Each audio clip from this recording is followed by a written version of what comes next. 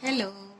आज मैं आपके लिए कहानी लेके आई हूँ एक राक्षस की। एक राक्षस था जो शिव जी का बहुत बड़ा भक्त था। वो शिव जी की बहुत पूजा करता था और दिन रात शिव जी की तपस्या करता रहता था। तो एक दिन शिव जी जो थे उसकी तपस्या से बहुत प्रसन्न हो गए और वो उसके सामने प्रकट हो गए और उन्होंने कहा कि मैं तुम्हारी तपस्या से बहुत खुश हुआ, अब मांगो तुम्हें क्या चाहिए।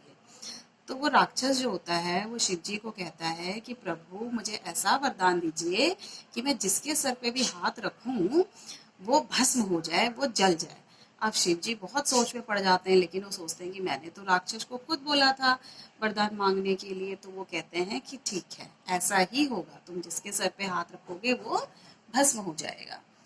अब जो होता है राक्षस बहुत खुश हो जाता है, वो समझ जाता है कि मैं बहुत शक्तिशाली हो गया हूँ और मुझ पे बहुत ताकत आ गई है, अब मैं किसी से भी नहीं हार सकता। तो वो क्या करता है कि वो गांव में जो उसकी जो उसे पसंद नहीं आता था उसके सर पे हाथ रखता था और वो बेचारा क्या हो जाता था, भस्म हो जाता था। तो ऐसे ही जो थे लोग जो थे वो उससे बहुत डरे डरे से रहने लगे, दुखी रहने लगे। राजा भी बड़ा चिंतित हो गया कि मेरे जो राज्य में जो लोग हैं वो बेचारे डरे सहमे से रहते हैं। तो वो तो राक्षस था और सबको पता था कि वो किसी को भी भस्म कर देगा, तो उसको कोई भी नहीं रोकता था, वो कहीं भी आता जाता था। तो एक दिन उसने सोचा कि क्यों ना आज राजमहल जाया जाए।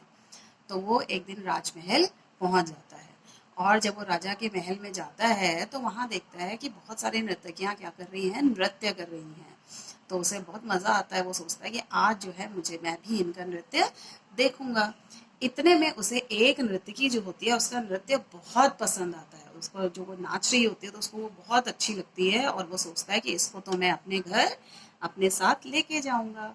तो जैसे ही नृत्य समाप्त होता है वो उस नर्तकी के पास जाता है और कहता है कि आप तुम्हारा नृत्य जो है वो बहुत सुंदर है और तुम मेरे साथ मेरे घर चलो।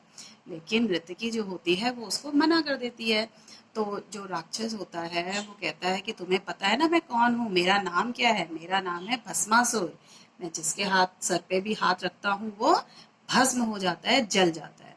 तो नर्तकी बहुत डर जाती है, लेकिन नर्तकी बहुत चालाक होती है। उसके उसके दिमाग में एक योजना आती है। वो राक्षस को कहती है कि ठीक है, मैं तुम्हारे साथ चलने के लिए तैयार हूँ, पर मेरी एक शर्त है। तो राक्षस भस्मासुर होता है, वो पूछता है कि क्या शर्त है।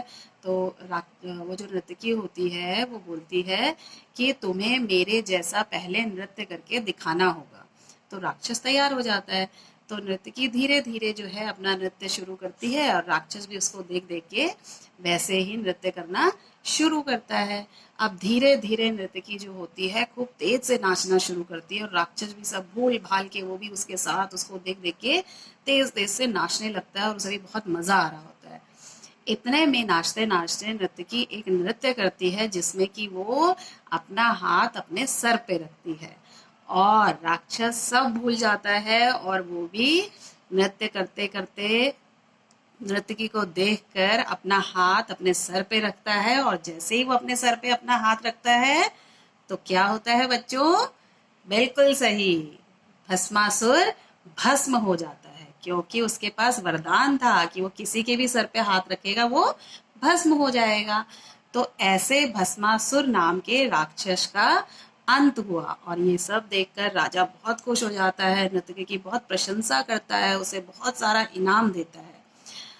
तो इस तरह से भस्मासुर नाम के राक्षस का अंत हुआ।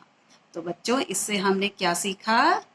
हाँ, हमें कभी भी घमंड नहीं करना चाहिए, हमें किसी को भी कमजोर नहीं समझना चाहिए और हमें किसी पर भी अत्याचार नहीं करना चाहिए। तो कैसी लगी बच्चों आपको ये कहानी? मुझे आशा है कि आपको मेरी कहानी पसंद आई होगी। तो अब फिर हम दोबारा मिलेंगे, तब तक के लिए बाय बाय।